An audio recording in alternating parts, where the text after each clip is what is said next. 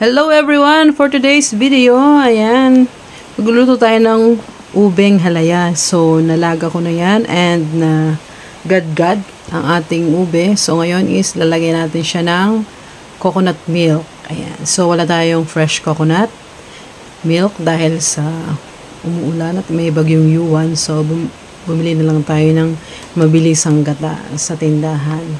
So, ayan guys, dalawang small pack ang aking inilagay. And then, ilagyan ko rin niya ng ube condensada. So, may flavor na siya ng ube. So, no need na ako maglagay ng additional coloring na ube.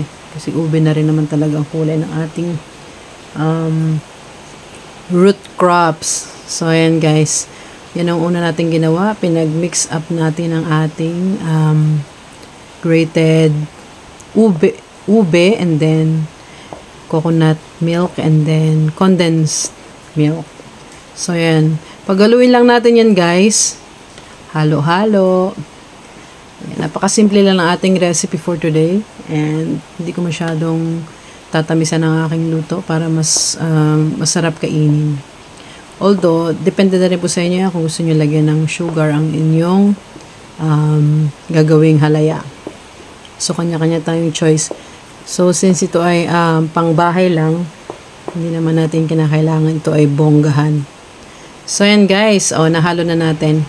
And then, ang susunod na gagawin natin is mag-melt tayo ng margarine or butter. So, wala tayong butter and margarine na lang gagamitin natin.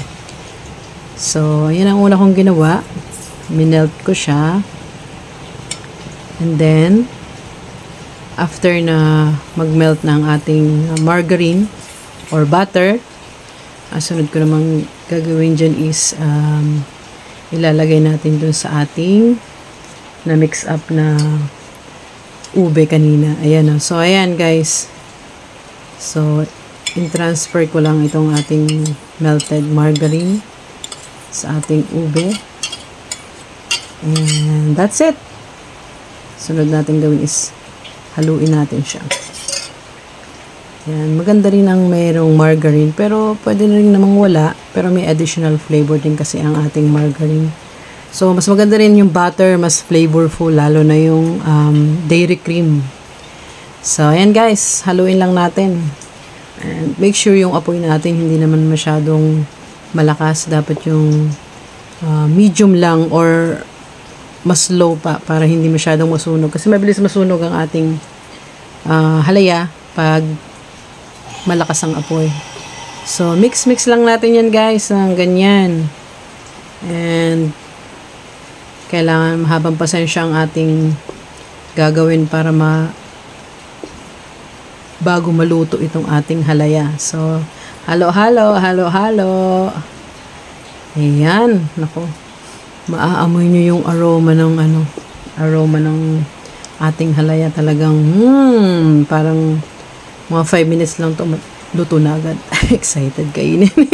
So, ayan guys. So, halo-halo lang tayo. Kung hindi nyo makaya mag-isa, pwede kayong humingi ng tulong. And then, after that guys, nilagyan ko ng isang maliit lang na evaporated milk para sa additional flavor. So, ayan.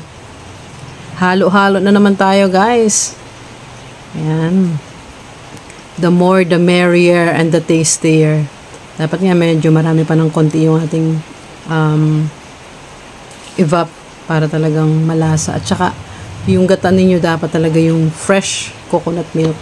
So, since wala naman tayong fresh, kaya ganyan na lang. So, dinagdagan ko din ng flavoring para medyo may bango naman siya, may aroma. Dapat ito yung ube flavor kaso wala naman tayo nun. So, ayan. Vanilla extract na lang ang ating inilagay para medyo naman may konting lasa, may amoy nakakaiba. So, ayan. Umaamoy na guys. So, kahit hindi nyo napapanood, alam ko naaamoy nyo yan, na-imagine nyo ang sarap ng ating ube halaya. So, matagal ako nagkikrave sa ube halaya and kahapon nga, pumunta kami ng palengke, nakakita ako ng halaya. So, mura lang naman ang kilo niya, 60 pesos. Kaya, bumili na rin ako. Siguro mga 1.5 kg Or kulang-kulang 2 kg yata itong nabili kong halaya. Ay, ube pala. So, ayan guys, halo-halo lang natin. Napakasimple na ng ating ube. Halaya, talaga namang So, ayan, sa pagtsatsagang paghahalo, ayan, medyo lumalagkit-lagkit na. At yung consistency ng ating ube is gumaganda na. Ang sarap. Ayan, so, ayan na. So, I think pwede na to, kasi kita nyo naman, kumakapit na siya, lumalaban na siya. Pag ganyan lumalaban na ang ating ube halaya, pwede na to. So guys, hindi ko masyadong fine ang texture ng ating ube. Katamtama lang. Medyo may mga kakagat ka ba na buo-buo. So, ilagyan natin siya sa kanyang mga lalagyan guys. So, nilagyan ko muna ng butter ang ating lalagyan para hindi naman siya masyadong dumikit. Ayan. So, kunti lang ang ating siguro abutin to ng mga 3 to 4 na nalalagyan ang magagawa ng ating ube halaya. So, after that is, ayun, ilagay na natin ang ating ube. Wow, kita nyo naman talaga yung color niya. Talagang ubing-ubing halaya. Guys, sa mga di pa po nakakaalam, yan po ay napakasarap.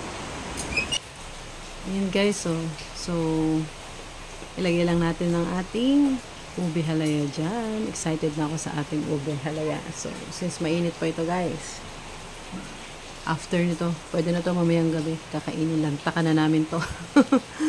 So, ayan. Keep on paglalagay lang ng ating ube dyan sa ating lalagyan.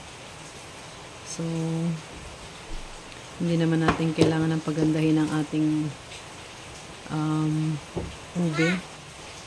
So, ayan guys, meron tayong spatula. I-flatten lang natin ang ating ube halaya para naman hindi sila nakaumbok lang. So, dapat pantay ang ating ube.